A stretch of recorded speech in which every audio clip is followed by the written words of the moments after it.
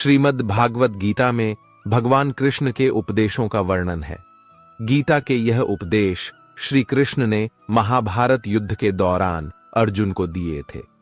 गीता में दिए उपदेश आज भी उतने ही प्रासंगिक हैं और मनुष्य को जीवन जीने की सही राह दिखाते हैं। गीता की बातों को जीवन में अपनाने से व्यक्ति को खूब तरक्की मिलती है। श्रीमद् भागवत गीता में 4 चीजों को जीवन के लिए बहुत महत्वपूर्ण माना गया है। आइए जानते हैं क्या वो चीजें जिसे श्री कृष्ण ने हर किसी के लिए जरूरी बताया है। श्रीमद् भागवत गीता के अनुसार हमें व्यक्ति को हमेशा अपने स्वभाव के अनुसार अपना कार्य और आजीविका चुननी चाहिए। हमेशा उसी काम का चुनाव करें जिसमें आपको खुशी मिलती हो। व्यक्ति को हमेशा अपनी प्रकृति और क्षमता के अनुसार ही काम करना चाहिए। गीता के अनुसार कर्म करते समय व्यक्ति को न तो पिछली बातें सोचनी चाहिए और न ही आने वाले समय की चिंता करनी चाहिए। श्रीमद् भागवत गीता के अनुसार जो काम आपके हाथ में इस समय है वही श्रेष्ठ है, यानी वर्तमान कर्म से अच्छा कुछ और नहीं है, इसलिए इसे अपनी पूरी क्षमता के साथ करना चाहिए। गीता में भगवान कृष्ण कहते हैं कि हे अर्जुन, आखिर कोई तो चीज होगी जो हमेशा आपके जाने के बाद भी इस दुनिया में रहेंगी, तो वो चीज है इंसानियत। इसलिए सबसे पहले आप एक अच्छा इंसान बनिए। हर एक मनुष्य उस परमात्मा का ही तो अंश है और हमारे सीधे कनेक्शन उस परमात्मा से ही तो जुड़े हुए हैं। हमारी आत्मा कभी गलत नहीं हो सकती, पर हम शरीर के सुखों के लिए गलत कामों में लग जाते हैं और उनका नतीजा भी गलत होता है। आज हमारे पास जो कुछ भी है, चाहे हमारे पास प्यार हो, कोई रिश्ता हो, पैसा हो या नाम हो, वह हमसे एक ना एक दिन जरूर छिन जाएगा, जरूर दूर चला जाएगा। यही सृष्टि का नियम है कि जो कल किसी और का था वह आज आपका है, लेकिन आज जो आपका है ना, वह आने वाले कल में किसी और का हो जाएगा। इस दुनिया में सबसे शांत इंसान केवल वो है जिसके बुद्धि और आत्मा दोनों की सोच एक समान हो जाती है, जिनका दिमाग जिस पक्ष में हो और उसी पक्ष में उसका दिल भी काम कर रहा हो, तो वह इंसान हमेशा खुश रह सकता है। लेकिन हाँ, वो इंसान कभी खुश नहीं रह सकता जिसके विचारों में बहुत सारी कामनाएं होती हैं, और जब यह कामनाएं किसी कारणवश पूरी नहीं होती तो उस व्यक्ति के मन के भीतर क्रोध पैदा हो जाता है कि मेरा यह काम तो नहीं हो पा रहा। अगर आप अपने आप को, अपने मन को स्वयं के नियंत्रण में रख लें तो वह सभी कर सकते हैं जो आप करना चाहते हैं और जो वास्तव में सही है और आपके मन को संतुष्टि देता है, तो आप सदैव अपने मन को खुश रख पाएंगे। हमारा मन अगर अशांत रहता है तो इसका सबसे बड़ा कारण है कि हम बहुत सारे इच्छाओं या कामनाओं के पूरे होने के शर्त पर अपनी खुशियों को बांध कर रख लेते हैं कि हमारी यह इच्छाएं और कामनाएं पूरी होंगी, तभी तो मैं खुश हो पाऊंगा। अगर हमारे मन में यह सवाल आए कि खुशियां क्या हैं, तो इसका जवाब होना चाहिए कि खुशियां केवल हमारी मानसिक अवस्था होती है। इसीलिए ही तो भगवत गीता में कहा गया है कि जो आपका मन करे वही कीजिए। अगर आपका मन करता है कि यार मैं खुले आसमान में उड़ान भरूं, तो उड़ान भरिए। अपने मन में आने वाले विचारों को, अपने दिल में आने वाले विचारों को एक हो जाने दीजिए। उन्हें कभी भी बंधनों से बांध के मत रखिए।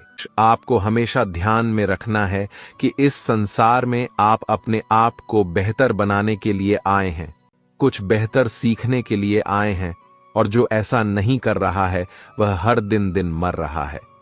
ईश्वर कहते हैं इंसान का नाश 2 तरीकों से होता है।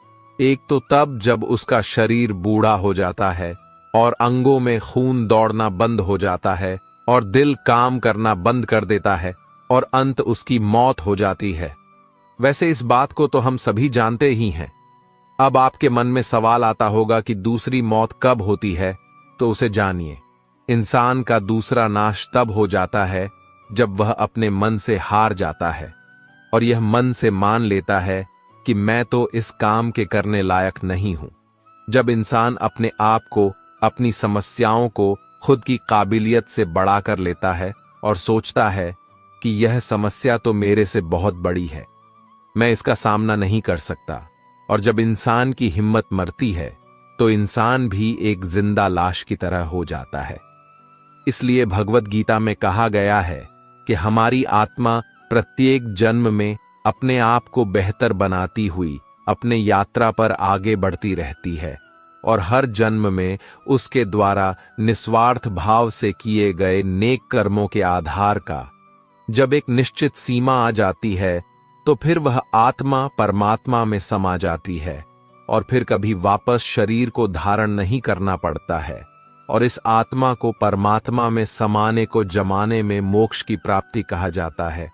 हमारी जो उत्पत्ति हुई है, अगर उस परम से हुई है जिसको हम भगवान मानते हैं या अल्लाह कहते हैं या जो कुछ भी कहते हैं, क्योंकि धर्म आपके अलग अलग हो सकते हैं, लेकिन यह सोचिए, अगर आपको बनाने वाला वह ईश्वर है, अगर वह इतना मजबूत है तो आप कमजोर कैसे हो सकते हैं।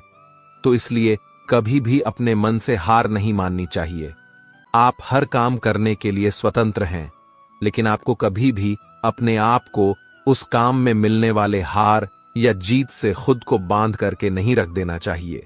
यह एकमात्र ऐसी चीज है जो अगर इंसान समझ ले तो उसके सारे दुखों का अंत हो जाता है और बिना मार भटके हुए मेहनत कर सकता है। और इस दुनिया में ऐसी कोई मंजिल नहीं बचेगी जिसको वह फिर हासिल ना कर सके।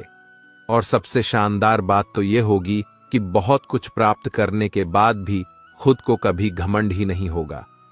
आपका कभी भी किसी काम को करने का यह उद्देश्य नहीं होना चाहिए कि अगर मैं यह काम कर लूंगा तो मुझे यह फल मिलेगा। ज्यादातर लोग यह सोचते हैं कि हम मेहनत तो करते हैं, लेकिन उस मेहनत से ज्यादा हमारे मन में किसी चीज को पाने की कामना होती है, मतलब डिजायर होती है। पर हम हर वक्त यह सोचते रहते हैं कि मैं इतनी ज्यादा मेहनत कर रहा हूं तो मुझे तो सफलता मिलेगी ही मिलेगी, मुझे तो मिलनी ही चाहिए। हमारी उम्मीदें इतनी ज्यादा हो जाती हैं कि हमारी मेहनत ही कम पड़ने लग जाती है। लेकिन अगर आप अपने काम में सफल नहीं हो पाते हो तो एक बात आपको अवश्य याद रखना चाहिए कि अगर आप इस काम में सफल नहीं हुए हो तो कोई ना कोई और इस काम में सफल अवश्य हुआ होगा, क्योंकि उसने आपसे ज्यादा मेहनत की होगी। और अगर वह सफलता उसको ना मिलकर आपको मिल जाती तो उसके साथ में अन्याय हो जाता, क्योंकि उसने आपसे ज्यादा मेहनत की है, क्योंकि उसके कर्म आपसे ज्यादा संघर्षशील रहे हैं। और जिस दिन आपका कर्म सबसे ज्यादा संघर्षशील बन जाता है, उस दिन आपको भी सफलता अवश्य ही मिल जाएगी। श्रीमद् भगवद गीता में श्री कृष्ण जी अर्जुन से कहते हैं कि हे अर्जुन, तुम अपने कर्म की फल की चिंता करना छोड़ दो। तुम चाहे यह लड़ाई जीतो या हारो, तू आएगा तो मेरे पास ही। ऐसा तो है नहीं कि तू जीत कर कहीं और चला जाएगा और ना ही तू हार के कहीं और चला जाएगा। इसलिए उठ जा और इस युद्ध के परिणाम के बारे में सोच मत। यह समझकर लड़ाई कर, यह लड़ाई तू नहीं बल्कि मैं खुद स्वयं श्री कृष्ण कर रहा हूं। और फिर जो इस युद्ध का परिणाम होगा वह मैं यानी खुद श्री कृष्ण दूंगा। इस महाभारत के युद्ध में अर्जुन को केवल लड़ाई लड़नी थी और श्री कृष्ण का काम परिणाम देना था, और इसलिए उन्होंने दिया। श्री कृष्ण ने अर्जुन से कहा कि तू तो केवल एक जरिया है, माध्यम है उस काम को करने का। तू तो केवल एक छोटी सी वजह है उस कर्म को पूरा होने की, पर वास्तव में उस काम को तो मैं श्री कृष्ण ही कर रहा हूं।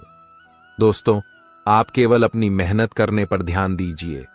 कोई आपको चाहे कितना भी कह ले, तू तो अपने जीवन में कुछ नहीं कर सकता, तू सफल नहीं हो सकता। और आपके बारे में कितनी भी नकारात्मक बातें कर ले तो आपको उसकी बातों पर ध्यान नहीं देना है। उसकी बातों पर ध्यान दोगे तो नुकसान आपका ही होगा। इसलिए उसकी बातों को अनसुना करके केवल और केवल अपने कर्म करते रहना है। इस दुनिया में जब भी कोई मनुष्य महान बनकर के कुछ करता है तो बाकी दुनिया भी वैसा ही करने लग जाती है। अब इस विचार को आज के परिवेश में देखते हैं। आजकल हम देखते हैं कि जब कोई फिल्म का हीरो किसी नए डांस स्टेप्स के साथ आता है या किसी एक नए ही अलग स्वैग में आता है तो वो ट्रेंड में आ जाता है। और हर कोई उसकी कॉपी करने में लग जाता है और वही ट्रेंड बन जाता है। इस संसार में सबसे ज्यादा हिम्मत वाले और सबसे ज्यादा ताकत वाले वे लोग होते हैं जो माफ करना जानते हैं। आप ही एक बार जरा सोच करके देखिए कि भगवान को कौन सी चीज भगवान बनाती है।